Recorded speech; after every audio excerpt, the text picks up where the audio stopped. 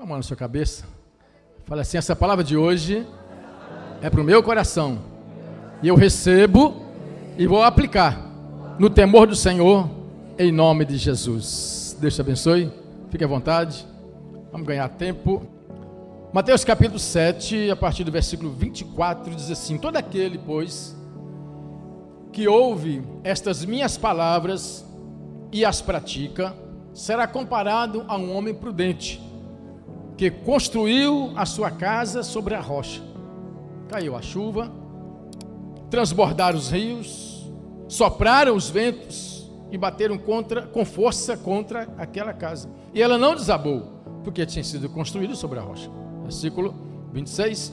E todo aquele que ouve estas minhas palavras e não as pratica, será comparado a um homem insensato, que construiu a sua casa sobre a areia. Caiu a chuva, transbordaram os rios, sopraram os ventos e bateram com força contra aquela casa. E ela desabou, sendo grande a sua ruína. Até aí tá bom? Para entendermos uma mensagem, uma coisa importantíssima é a gente entender o contexto no qual ela foi escrita, como é que se aplica, qual é o momento aqui do texto. O que está acontecendo? Vamos dizer assim, o que está acontecendo aqui?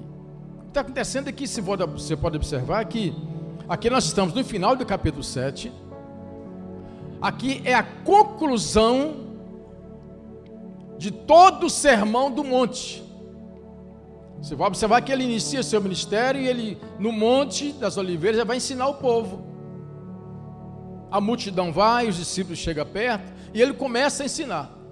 Olha que interessante que Jesus chega em um cenário em Jerusalém, no início do seu ministério. Ele chega ali na Judéia.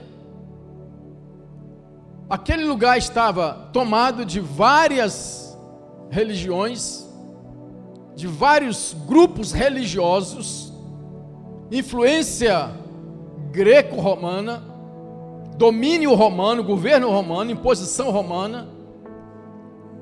Aquele povo sendo governado por fariseus, ensinado por fariseus, saduceus, mestres que tinham palavra, mas não tinham prática. As suas práticas eram reprovadas. Esse povo que havia vindo de, pelo menos assim, registrado oficialmente, 2 ações de tentativas de libertação de Israel, dentro do período recente, que uma delas foi tal de Judas e outro Teudas. Foram 2 homens que se levantaram para libertar Israel, libertar Jerusalém, Judá, do domínio romano. Libertação essa que ocorreu, se você ler a história lá no período do interbíblico, a história dos Macabeus vai contar isto, que um antigo também, Judas também, Macabeus, da família dos martelos, eles tentaram e tiraram do domínio dos egípcios e ficaram livres durante 100 anos. Então sempre houveram tentativas de libertar o povo do jugo de outros governos. Então Jesus chega nesse cenário precedido de 2 homens que tentaram libertar aquele povo de forma política. Por isso que lá na frente, em Atos, quando Pedro e João estão presos, aquele grande nome, aquele homem que já cria em Jesus, Gamaliel, ele aconselha o sinédrio dizendo: olha, cuidado, viu? Cuidado com o que vocês estão fazendo, porque vocês lembram que no passado houve Teudas e fez um movimento com mais 500 homens e não deu em nada? Depois acabou, morreu, todo mundo dissipou, preso o líder, acabou o povo, o rebanho foi embora e não deu em nada. Depois também um outro levantou isso, dizendo seu tal, e tentou mover e não aconteceu nada e o povo morreu. Agora cuidado com esses homens, porque se esses homens, se essa obra vem de Deus, se não vem de Deus vai morrer, mas se vem de Deus, cuidado, para vocês não se acharem lutando contra Deus. Então o cenário que Jesus entra aqui é o cenário de um povo desorientado, um povo que tinha promessas, um povo que cria na palavra, estavam ansiosos na expectativa de um libertador, eles queriam isto, e todos nós ansiamos por isto. Nós queremos o libertador, queremos a conclusão das promessas sobre nossas vidas. Eu aguardo, você aguarda. Nós estamos esperando a vinda do Senhor Jesus, para nos tirar desse caos vergonhoso, esse mundo escorregadio, imoral, tão perverso que está. Aguardamos a volta do Senhor. E muitos estão em dúvidas, sem saber para onde ir. E muitos aqui também estavam perdidos. Então Jesus chega, observa que no início, durante todo o processo do Sermão do Monte, dentre algumas falas, ele diz assim, ouvistes que foi dito, odiarás teu inimigo. Eu, no entanto, estou dizendo, ame teu inimigo, ore por ele, abençoe e tal. Então ele vai trazendo uma nova roupagem de comportamento. Ele vai trazendo uma nova instrução. Ele vai dizendo, olha, se vocês estão ansiando, querem nova vida, querem mudar, querem comer do melhor dessa terra, eu estou falando para vocês, a caminhada agora é outra. Então pronto, depois vocês podem estudar aí, Sermão do Monte, Sal e Luz, ensina a respeito da ira, a respeito da esmola, enfim, os vários estudos, as várias ministrações que ele ministrou lá no sermão. Findado isto, ele conclui a sua ministração e faz uma aplicação a esse povo que estava ali ouvindo. Então tá bom, esse é o momento aqui. E aí ele começa a aplicar e ele diz, então porventura, então agora é o seguinte, todo aquele que ouve estas minhas palavras, as palavras do sermão, todas as ministrações, se você ouvir o que eu te falei, e a partir de agora, você andar baseado nessa palavra, aí sim a sua casa estará sobre a rocha. Mas você precisa ouvir e praticar. Queridos, Jesus ele entra em nossa vida para causar um revertério, para nos virar ao avesso. Nós todos aqui somos oriundos, nós chegamos de famílias distorcidas, caráter distorcido, comportamento religioso. Eu vim de comportamento de macumbaria, de umbanda, né? Isso, né? Não denegrindo, não difamando, não é isso, né? A questão é essa, não. Mas religiões que não me traziam uma convicção plena de uma vida pós-morte, porque a minha vida era assim, Deus, que história é? Como é que é isto? O que tem depois de morrer? Que não pode, a vida não pode ser apenas viver aqui 30, 40, 50 anos. Então Jesus entra na minha vida. E agora ele traz o Sermão do Monte para mim. Que Sermão do Monte? Qual é a analogia aqui? A colocação aqui. A ideia de que, se você vivia assim, agora você está me conhecendo, estou entrando no seu mundo, entrando no seu domínio, para ser o Senhor da sua vida. A partir de agora, quem dita as regras sou eu. A partir de agora eu te digo como é que tem que viver. Você já ouviu muitas religiões. Eu procurei muitas religiões, Rosa Cruz, umbandismo, hinduí, tanta coisa, irmão, que eu procurei, né? Momentos endemoniados que eu fiquei, entendeu? Possesso total, e de tantas coisas. Mas então, esse tempo todo eu não tinha uma noção, uma razão de ser, de viver. Por que eu vivia? Quando Jesus entrou, quando eu encontrei com ele, o melhor foi encontrado, eu entendi.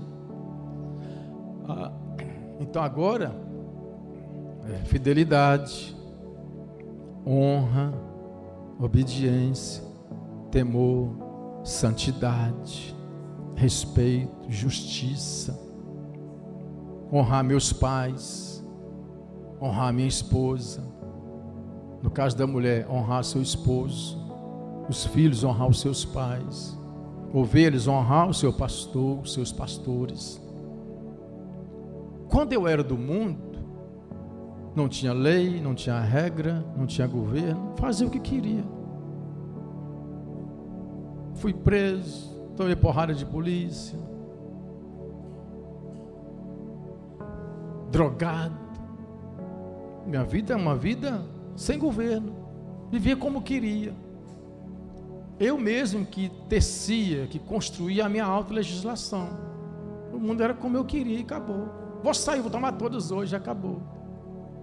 Quando Jesus entra, quando ele chega nessa nação, que ele sobe aqui no monte e diz assim, Juraci, você ouviu assim, assim, a partir de agora é assim.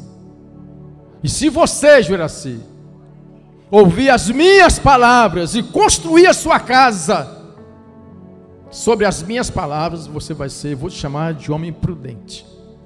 Mas cabe a você. Você está aqui, querido.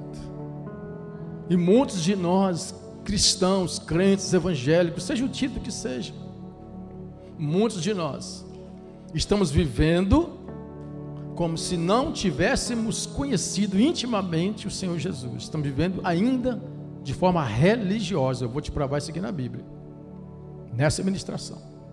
Então, quando Jesus chega, quando ele fala disto, e ele então traz essa palavra dizendo: você é o quê? Você quer ser o quê?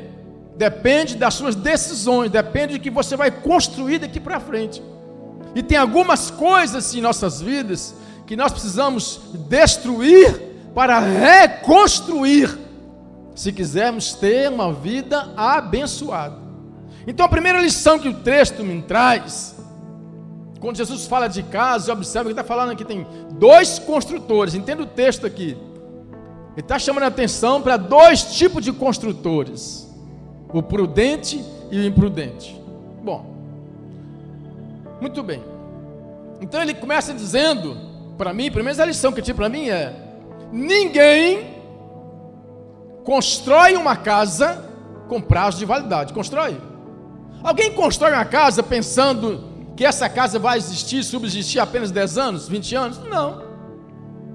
Observe que nós passamos, anos, centenas de anos, milênios, e até hoje nós encontramos espalhados no mundo inteiro construções de milênios, construções que não se explicam como é que estão tão firmes. Está ali dizendo a estrutura. Por outro lado, você vê casas bem construídas, aparentemente, que não suportaram as intempéries, as investidas. Mas todo mundo que constrói uma casa, eu estou no processo de construir a minha, eu não construo a minha pensando, não, eu vou construir uma casa que venha ter a duração de 10 anos, não, vou morar 20 anos, depois essa casa cai, porque hoje, de muito tempo, tudo é feito com data marcada. Você vai na padaria comprar um pão, só pode comer daqui 2 dias só, depois vai embolar tudo. Você compra um fogão, tem data, tem validade, tem vencimento. A gente vai usando. Depois que você compra um carro, tem prazo de garantia para as peças. Isso aqui só dura 3 anos, depois você perde a garantia. Algumas duram mais, mas a empresa não tem mais nenhum compromisso, não garante mais. Eu vendo um produto terapêutico que tem uma garantia de 15 anos. Coisa boa, né, para ter 15 anos de garantia. Mas no que diz respeito à casa, uma construção, ninguém constrói uma casa com prazo de validade. Guardou essa aí? Guardou, né? Então pronto. Essa casa é você. Você não está pensando em servir a Cristo com prazo, tá? Marcado? Não, eu vou servir só 10 anos. Não, eu vou obedecer a palavra porque eu quero ser abençoado só durante 20 anos. Não. Casa é para durabilidade, vamos dizer, de eterna. Segunda lição, o que o texto me diz? Versículo 24 e 26, Jesus está falando dos dois construtores, o prudente e o imprudente, e ele fala assim: todo aquele que constrói a sua casa, observa minhas palavras, esse é prudente, que construiu sobre a rocha. Olha que interessante. Então vamos pensar em termos de construção, como é que funciona?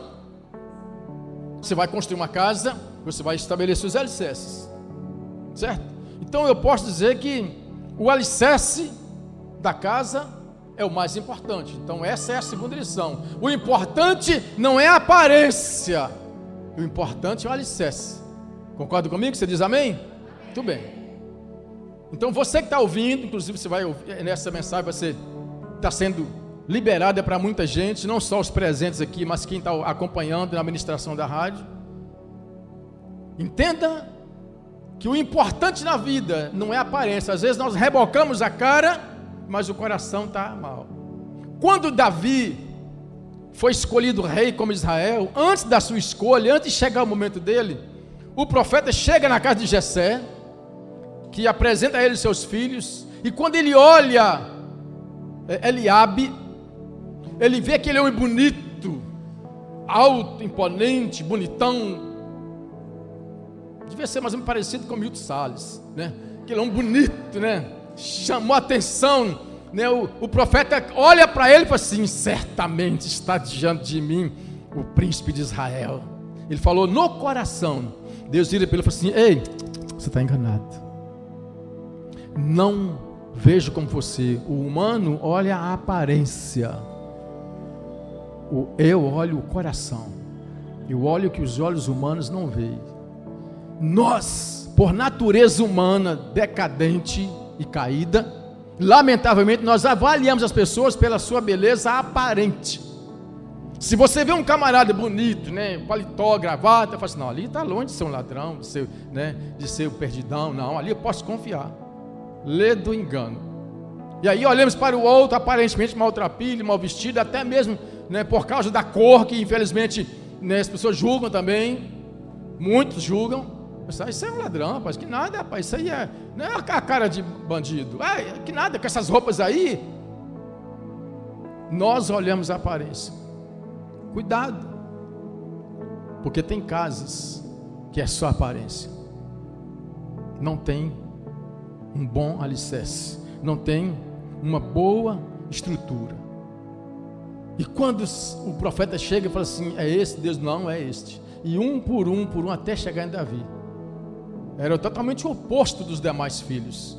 Pequeno, não raquítico, mas de singela aparência, né? Mais simples do que os demais, o mais novo de todos.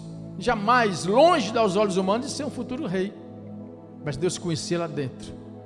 Então, o que a gente quer dizer com isto? Olha que interessante, que o texto aqui vai me remeter ao texto anterior. É isso que eu estou te dizendo. Quando se fala de aparência, e nós estamos falando aqui de um povo que teve um encontro com Jesus, estamos falando aqui de uma cidadela, onde entra agora um novo governo, dizendo, eu quero governar, você quer que eu governe? Então, se você receber o governo novo de Cristo, e você andar conforme Ele quer, você vai longe. Mas cuidado, para não viver de aparência. Olha o que o texto de 21 a 23 diz. Jesus fala assim, olha, nem todo que me diz Senhor, Senhor, entrará no reino dos céus. Olha o que precede o que eu estou te dizendo. Jesus está concluindo um sermão, e observe que antes ele fala assim, nem todo que me diz Senhor, Senhor, entrará no reino dos céus, mas aquele que faz a vontade do meu Pai que está nos céus. Porque naquele dia, muitos me dirão, Senhor, Senhor. Que dia é esse? Naquele dia, uma referência ao dia dos acertos de contas, juízo final. Naquele dia, muitos pecados que não serão revelados aqui, serão descobertos lá. Então, cuidado com a sua vida.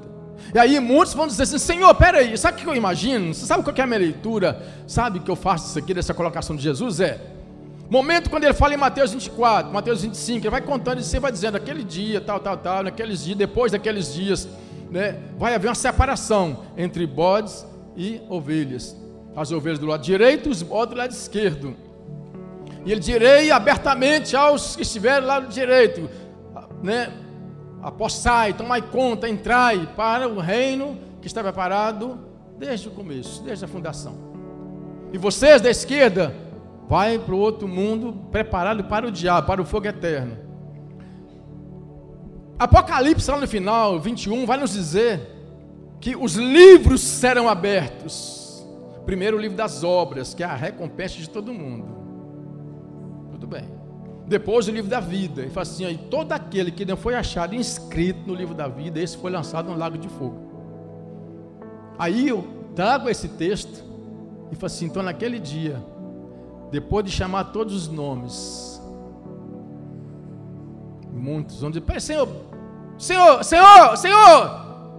não tem negócio, Gabriel, peraí, você não chamou meu nome, como é que é isto? Senhor, peraí, Senhor, tem um negócio errado, eu não fui chamado, o que foi? No teu nome, está dizendo aqui, Mateus 7, no teu nome eu expulsei demônios, no teu nome eu profetizei, está dizendo aqui, no teu nome eu expulsei demônios, eu fiz muitos milagres. Tem gente vivendo na igreja de forma aparente, e olha, e Deus não está preocupado com isso não. Cada um escolhe como quer servir ao Senhor. Observe que o Apocalipse finaliza dizendo, quem é santo, santifique. Quem é justo, seja justo. Quem é impuro, continua, filho, continue. Mas sabe de uma coisa, cedo vem, e o meu galardão está comigo, para recompensar cada um conforme as suas obras. Deus não te bota na parede dizendo, você tem que andar. Não, meu irmão. Se tem uma coisa que Deus te dá, essa liberdade. Elias vira para o povo e fala assim, escolhe hoje, escolhe. Vocês querem servir a Baal? Sirva. Josué lá atrás fala, você quer servir quem? Aos deuses a quem vossos pais serviram da além do Jordão? Ou aos deuses dessa nação? Mas eu e minha casa, nós escolhemos, vamos servir o Senhor. Então Jesus está dizendo, você quer viver de aparência? Viva. Você quer que eu te use? Eu vou te usar. Porque milagres, expulsar demônio, cura, isso não tem nada a ver com salvação. Mas como é que Deus usa? Deus usa porque Deus é Deus de propósito, e Ele não depende de nada nem de ninguém. Se Ele quiser alcançar um fulano aqui, sabe, através de um porco imundo na igreja, Ele usa aquele porco imundo, mentiroso, enganador, que se diz profeta, que se diz homem de Deus, mulher de Deus, que está debaixo de uma suposta unção. Deus o usa por causa do propósito dele de libertar fulano e beltrano. Então não se preocupe com o vaso, com o instrumento, se preocupe com você diante de Deus. E muitos vão sentir peso naquele dia, que Jesus vai dizer, eu não te conheço, filhão. Filho, não te conheço, pessoa. Mas como? Não, peraí, como que você não me conhece? No teu nome, comunhão, intimidade, Jesus. No teu nome expulsar demônios. Como é que é isso? Espera aí, nós dois éramos... Expulsava por causa do meu nome, que tem poder nos céus, na terra e debaixo da terra. O meu nome é que curava, o meu nome é que libertava, o meu nome é que revelava, o meu nome, a glória do meu nome. Você era um Aelis, vaso, sabe, apenas um pequeno objeto que eu quis usar. Isso não tem nada a ver com salvação. Cuidado, porque o importante na casa não é a aparência. Eu tenho um irmão, o único filho da família, que não é evangélico. Ele é de uma outra religião. E ainda hoje a gente conversando, ele falou assim, irmãos, meus irmãos, vocês são evangélicos, vocês são tudo, eu não sou. Mas, deixa eu dizer uma coisa para vocês aqui. Você sabe o que importa para mim? Quando eu olho uma pessoa dizer que é evangélico, eu não estou preocupado com o que ela fala, não. Eu preocupo com o que ela faz. Porque se o que ela faz endossa as palavras que ela diz, para mim está tudo bem. Aí sim. Quantos evangélicos eu vejo apenas da boca para fora? Meu irmão. E a gente tem que calar. Ele está cobertíssimo de razão. Como é que está a sua casa? Os seus fundamentos. Casa não é só aparência. Para você construir uma casa, você precisa de vários materiais. Você precisa de cimento, lajota, ferro, areia, brita. Você, para construir uma casa, você precisa colocar alicerces. E ninguém vê o alicerce, ninguém vê o trabalho árduo depois de pronta a casa, ninguém vai ver. Ninguém compra uma casa mandando você, descobre aqui ao redor, eu quero ver os alicerces dessa casa. Não, ninguém faz isso. Você compra uma casa e muitas vezes pela aparência, né, linda, bonita, bem dividida, bem localizada, bem ventilada, bem, né, arejada e tal. Boa casa, né? Linda. Mas não conhece. Eu conheço muitas casas construídas, vendidas em financiamento, que depois de um tempo começa a parede a trincar, começa um monte, por causa de quê? Estrutura. Muito bem. Terceira lição que o texto me traz aqui.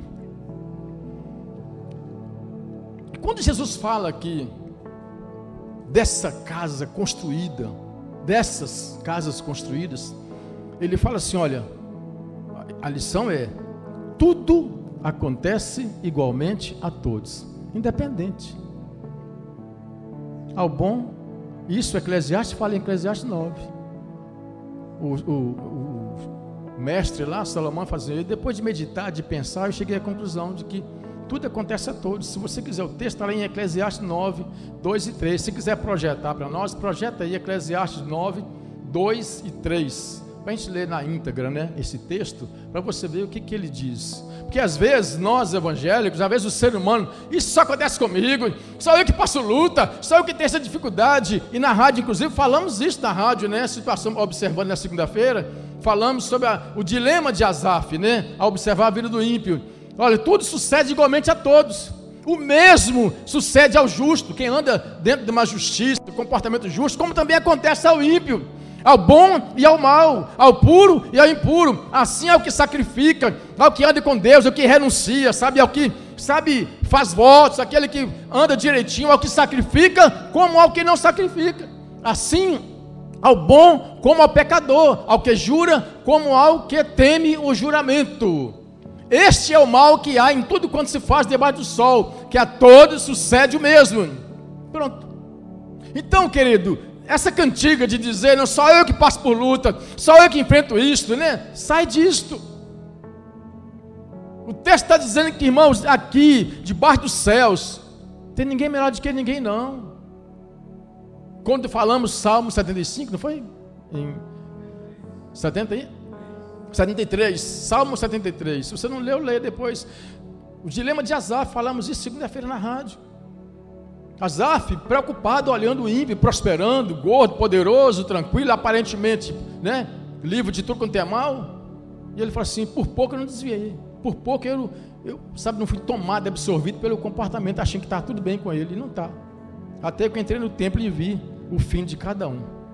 O meu está garantido, a eternidade. É isso que é a conclusão dele. E os outros? Tem tudo, mas não tem Deus. Eu não tenho nada e tem Deus. Quem tem mais? Então, querido, a pergunta é: você está preocupado com as adversidades? Preocupa não. Preocupa com a sua casa bem estruturada. Porque se tua casa estiver bem estruturada, se a tua vida for solidificada, se a tua vida for estabelecida nos princípios, naquilo que Deus determina, aquilo que Ele quer, meu irmão, pode vir doença, pode vir dor, pode vir abandono, traição, pode vir o que for na sua vida, na sua casa, pode vir o que for, você jamais deixará o Senhor, jamais se desviará, jamais olhará atrás, jamais abandonará o Senhor, porque você sabe que aquele que está contigo é maior, mais forte do que o que está no mundo. Você sabe que a luta é passageira, a tribulação é passageira, tudo é passageiro. Aleluia! A luta é passageira. Quem tem dinheiro passa necessidade, quem não tem dinheiro passa também. Irmãos, eu vim de um tempo em que, quando nós morávamos na Bahia e mudamos para Belo Horizonte, quando meu pai nos levou para lá, passamos um tempo de escassez lá. Lembro como hoje, aos sábados, quantas vezes aos domingos pela manhã, na verdade, ou sábado à tarde, nós íamos, tinha um convento das irmãs no alto, e atrás dela tinha um barrancão, favela de Santa Lúcia, lá em Belo Horizonte. Caminhão do Ceasa chegava sábado à tarde e derramava os restolhos do Ceasa. Nós e tantos outros íamos para lá para catar o restolho, batatinha, cebola, tomate, levávamos para casa. Muita coisa podre. Mamãe cortava, limpava, a gente comia o restante. Por volta dos meus 17 anos, 18 por aí, passamos uma crise em casa. Tínhamos dinheiro para nada.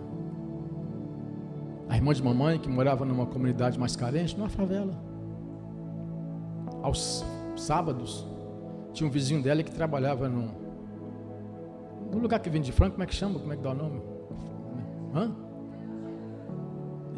Na Batedouro. E aí, aqueles frangos vencidos, ele trazia, não era vendido, vencido, trazia e vendia na favela. Se fosse R$5, vendia por R$1. Quantas vezes compramos e a gente ia lá, vai lá buscar o frango, menino, a gente ia e comprava um frango inteiro, levava para casa.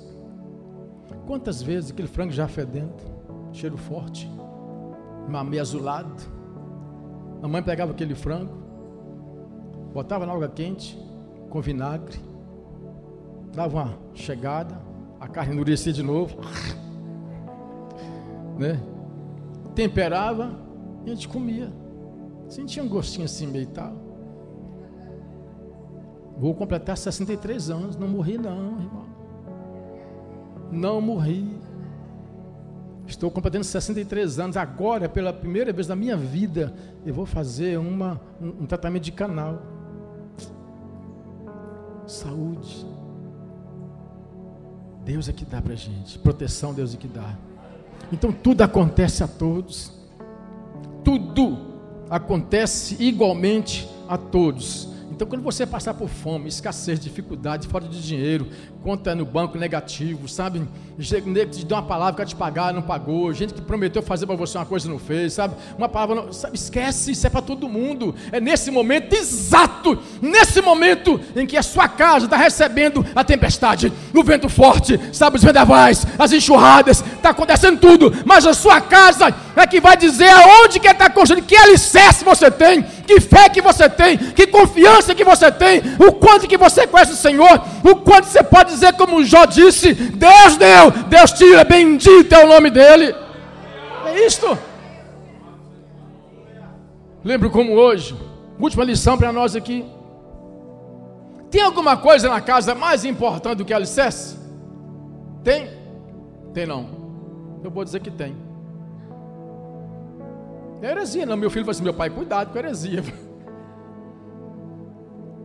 Quando se constrói uma casa, nós estamos falando de uma casa, de casas construídas, e havia moradores, a ideia de Jesus aqui é completa, o povo morou nessa casa, e passou o tempo, e vieram as chuvas, ventos, tempestades, e foram provando essa casa, e ao longo de tantas provações, foi provado e reprovada uma dessas casas. Essa está provada, resistiu a todos os vendavais e oposições, a outra não. Algum tempo atrás, não vou nem citar a cidade, aqui na região, eu via casas construídas na beira da praia, casas de piscina, estruturas bem feitas. Você constrói uma casa de piscina, tem que ter bem estrutura, né? Casas feitas por engenheiros, casas de médicos, casa de cidadãos franceses, não foi só uma, várias casas, aqui na região. Conheci no tempo do auge dessas casas, povo morando lá. Eu lembro como hoje a gente ia à praia, quantas e quantas vezes a gente chegava nesse lugar, e eu e familiares meus, a gente fazia questão de ir para lá perto, que lá tinha um arvoredo que dava uma sombra para a gente, a casa ficava assim, bem recuada, nós andávamos mais um pouco, chegávamos na beira da praia, aquele arvoredo, a gente tomava banho na praia e ficava debaixo daquele arvoredo também, tomando a sombrinha. Passaram-se os anos e vieram os vendavais, as ondas, as marés quebrando e o mar avançando, e foram chegando. Hoje você passa lá, não tem nada mais. Você chega no lugar onde a casa estava, não tem como você chegar, porque está mais de 200 metros para dentro. Mais importante do que o alicerce de uma casa, Jesus está dizendo, é saber se essa casa, porque você construi, você tem que colocar alicerce, tem que colocar o alicerce. Alguns colocam alicerce profundo, outros colocam alicerce raso, mas tem que colocar. Mais importante do que o alicerce é o terreno aonde ela está construída. O terreno. Jesus falou da rocha, é Ele. Mais importante do que o alicerce. O que é esse alicerce? Davi fala assim lá no Salmo 11, versículo 3, 4. Versículo 3, deixa eu confirmar aqui. 11, 3 ou 4. Deixa eu ver aqui. 11. Versículo 3. Ora, se forem destruídos os fundamentos, quem poderá fazer o justo? Os fundamentos, os alicerces. Quais são os seus alicerces? Em que fundamentos você tem construído a sua casa? Quais são esses fundamentos? Quantas pessoas construíram suas casas? Agora aqui está falando aqui, independente de ser evangélico ou não. Aí você volta para o mundo, você vê pessoas justas, honestíssimas. Vê ou não vê? Tem ou não tem? Gente íntegra, de caráter, sabe, reto, abençoadoras, porque construir a casa delas com esses fundamentos da fidelidade, isso são fundamentos da fidelidade, da honestidade, da justiça, da verdade. A nossa vida terrena precisa caminhar fundamentada nesses alicerces. Mas esses não são o mais importante. Isso é para a gente viver aqui. Mais importante do que esses nossos alicerces é o terreno onde nós colocamos esse alicerce. E quando Jesus fala de rocha, Ele está falando dele. Porque Ele é a rocha eterna. Porque os anos virão sobre todos. Um dia, diz a palavra inclusive, que toda casa, seja de palha, seja de Deus, vai ser provada. Toda obra vai ser provada. Toda construção vai ser provada. O que importa é saber se nós construímos nossa casa na rocha para passarmos pela maior de todas as provações e chegar do outro lado vencedor.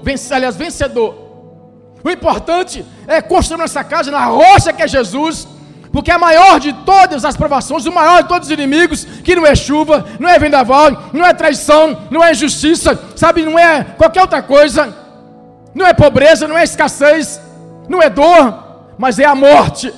E aí que eu quero ver se a casa que você construiu, ela vai suportar a provação da morte. Você vai vencer a morte, ou essa morte vence, e você vai para a eternidade inteira estar com ela, na morte eterna. Porque se a tua casa for construída na rocha que é Jesus, quem é? Ó morte, aonde está a tua vitória? Aonde?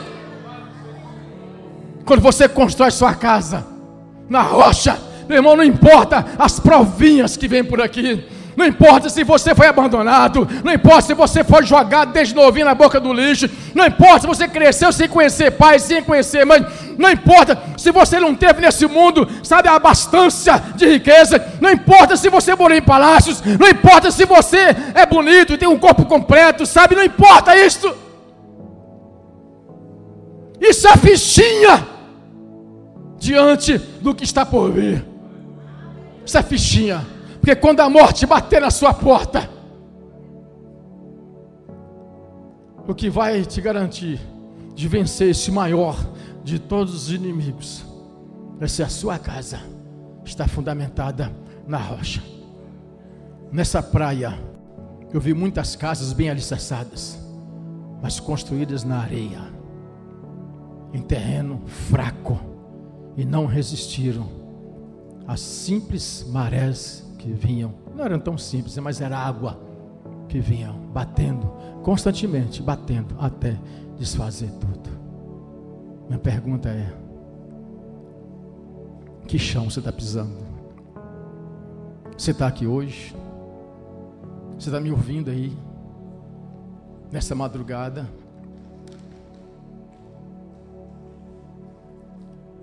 Quantas vezes eu gosto sempre de falar disso, sabe, irmãos? Não me canso, porque eu sei de onde Jesus me tirou.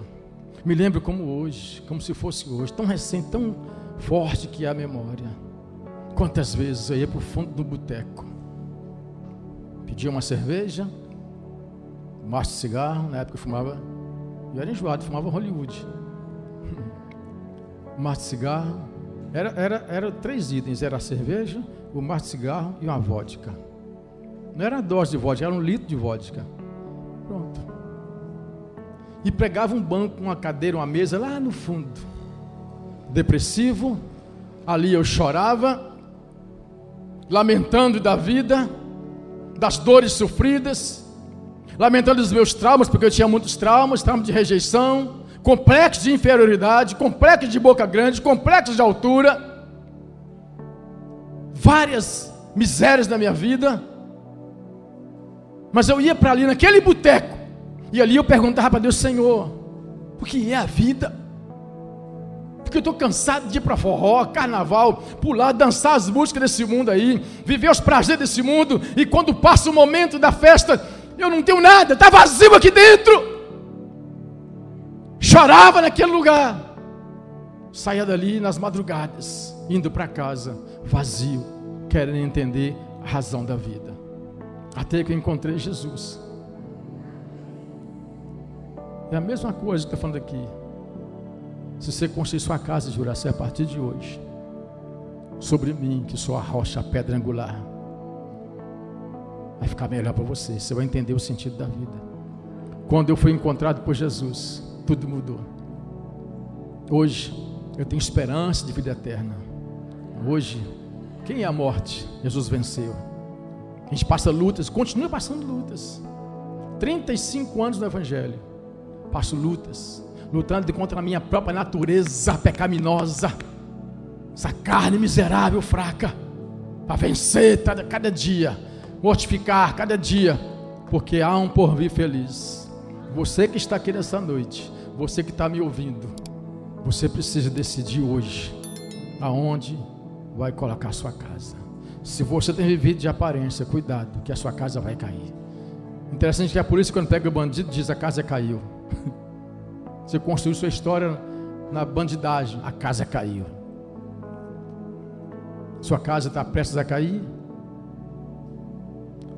Fica de pé. Nós vamos orar.